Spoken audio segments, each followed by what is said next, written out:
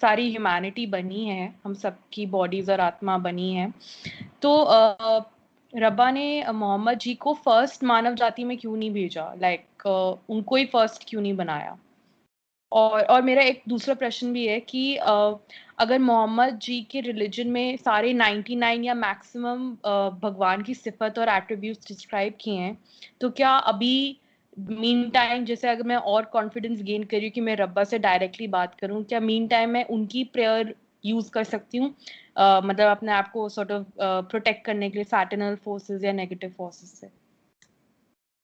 देखो मेरे बेटे, इस सृष्टि को क्रिएट करने में या यूनिवर्स को क्रिएट करने में जो तरतीब रब ने रखी, उस तरतीब के लिए ये चीज मैंने कही थी कि जब सिर्फ रब था, जब ये स्पेस नहीं थी, ये आकाश नहीं था, पृथ्वी नहीं थी, और ये जितना भी यूनिवर्स में आपको प्लैनेट्स दिख रहे हैं, ये नहीं थे, गैलेक्सीज नहीं थी, जब कुछ भी नहीं था, तो तब सिर्फ रब था। कोई चीज भी जब नहीं थी, तो उस वक्त सिर्फ रब था। फिर रब ने जब अपने आप को जाहिर करने, अपने आप को दुनिया के सामने रखने का इरादा किया, तो तब रब ने मोहम्मद साहब जी के नूर को सबसे पहले क्रिएट करा। मोहम्मद साहब जी इज द क्रिएशन ऑफ रब, नॉट आर रब। ये रब की क्रिएशन है। क्रिएशन कभी भी रब नहीं हो सकती। क्रिएशन का रब कभी मोहताज नहीं हो सकता। रब मोहम्मद साहब जी के मोहताज नहीं है। रब की कोई भी क्रिएशन जरूरत नहीं होती। हर क्रिएशन की जरूरत रब होएगी। रब की जरूरत कोई भी क्रिएशन, कोई भी चीज नहीं है। अब मोहम्मद साहब जी के नूर के बाद रब ने उनके नूर के आगे फर्दर हिस्से करके उनके नूर से आगे उसकी हैत, उसकी साख, उसका स्ट्रक्चर, उसकी नेचर, उस नूर की कैसे कैसे चेंज करी, उसमें क्या चीजें रब ने मिलाई, शामिल करी, ये बाकी सारी यूनिवर्स जो है वो उससे क्रिएट हुई। अब मोहम्मद साहब जी को फिर इंसान की शक्ल में सबसे पहले मानव जाति के तौर पे क्यों ना भेजा? अगर वो क्रिएशन में सबसे पहले थे, तो रब ने सबसे पहले मोहम्मद साहब जी के नूर को, उनकी रोशनी को, उनकी लाइट को क्रिएट करा है। और मोहम्मद साहब जी से पूछा गया था कि आप कब से प्रॉफिट हैं, आप कब से प्रॉफिट हैं? तो मोहम्मद साहब जी ने जवाब दिया था कि जब फर्स्ट मानव जाति यानी कि एडम, अभी तक इसकी मट्टी गूंदी गई थी, अभी इसकी मट्टी से इसकी बॉडी नहीं बनाई गई थी, मैं तब भी प्रॉफिट था।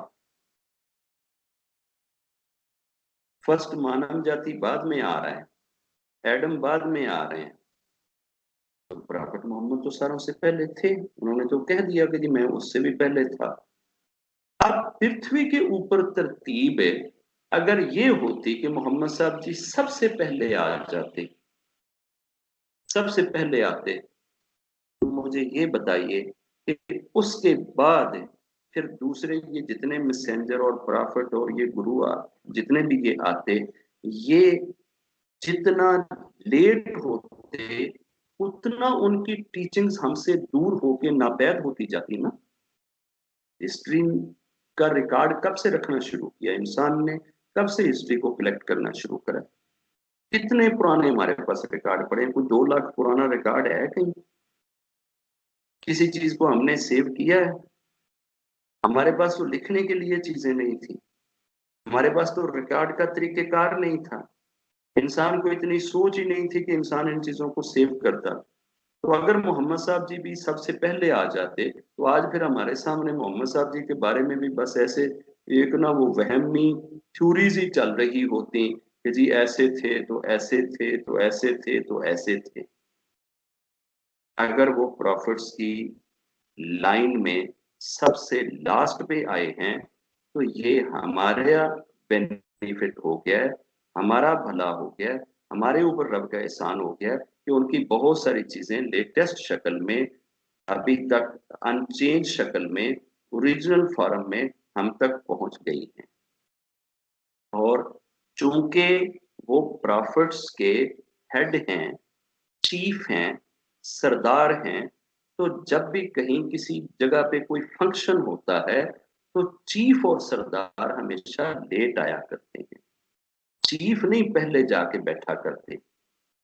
कभी किसी जगह पे जब कोई बारात आनी हो, दूल्हा दुल्हन ने आना हो, तो ऐसा नहीं होता कि जनाब अल्लाह दूल्हा जाके तो पहले शादी हाल से बह जावे तो उसके बाद सारे लोग आना शुरू कर दें, या अकेली दुल्हन जो है वो पहले जाके उधर ही शादी हाल में बैठी हो कि ना मैं तो आ गई तो मेरिया सहेलियां ते मेरे महल्ले वाले जड़े ने 2 दिन बाद जाएंगे। हमेशा इनको लेट लाया जाता है, रिसेप्शन वालों को पहले लाया जाता है ताकि शो किया जाए कि ये हैं चीफ गेस्ट। अब चूंकि वो प्रॉफिट्स के अंदर चीफ गेस्ट के दर्जे पे हैं, सबसे आला दर्जे पे हैं, सबसे ऊंचे दर्जे पे हैं, इसलिए प्रॉफिट्स का काम या प्रॉफिट्स का जो आना था जमीन पे वो जब खत्म हो गया, उसके बाद कोई प्रॉफिट नहीं आएगा, उन्होंने लास्ट का डोर बंद कर दिया, तो तब प्रॉफिट मोहम्मद जी आए। इनके बाद प्रॉफिट हुड खत्म हो गई है, मैसेंजरशिप खत्म हो गई है। अब जितने भी आएंगे लोग वो इनकी टीचिंग्स को ही फॉलो करके आगे अपनी लाइफ बिताएंगे या वो कंप्लीट पा सकते हैं। और अगली चीज, बच्चे यहाँ जो पहले मानव जाति आए या पहला इंसान जो आया उसने रब के बारे में अगर कोई कंसेप्ट दिया या रब के बारे में कुछ बताया तो एक या दो एट्रीब्यूट्स बता दी गई। उस वक्त के इंसानों ने उन एक या दो एट्रीब्यूट्स के जरिए से रब को पहचान लिया, रब को जान लिया। दूसरा प्रॉफिट आया, उसने फर्दर उसमें चीजें ऐड कर दी। तीसरा प्रॉफिट आया, उसने फर्दर चीजें ऐड कर दी। इस तरीके से रब की डिस्क्रिप्शन, रब की एट्रीब्यूट्स, रब की जानकारी और रब के बारे में इंफॉर्मेशन वो बढ़ती से बढ़ती चली गई। जितनी भी फर्स्ट मानव जाति से लेकर प्रॉफिट मोहम्मद तक दरमियान में जितनी बुक्स आई या जितनी भी आकाश से ह्यूमैनिटी के लिए गाइडेंस आई, उस सारी की सारी गाइडेंस का जो क्रक्स है, जो निचोड़ है, जो एक्चुअल समरी है, वो समरी लास्ट में कंप्राइज करके वो प्रॉफिट मोहम्मद साहब जी को अता की गई। जो रब की डेफिनेशन, जो रब की एट्रीब्यूट्स प्रॉफिट मोहम्मद ने बताई हैं, इससे बेटर रब को डिफाइन किसी और धर्म में किया ही नहीं जा सकता। किसी भी धर्म में रब के बारे में इतनी डिटेल से वजाहत, इतना खोल के ओपन तरीके से समझाना कि रब क्या है और रब की हस्ती कैसी है और हमें कैसे उसको जानना है, ये प्रॉफिट मोहम्मद पे एंड है।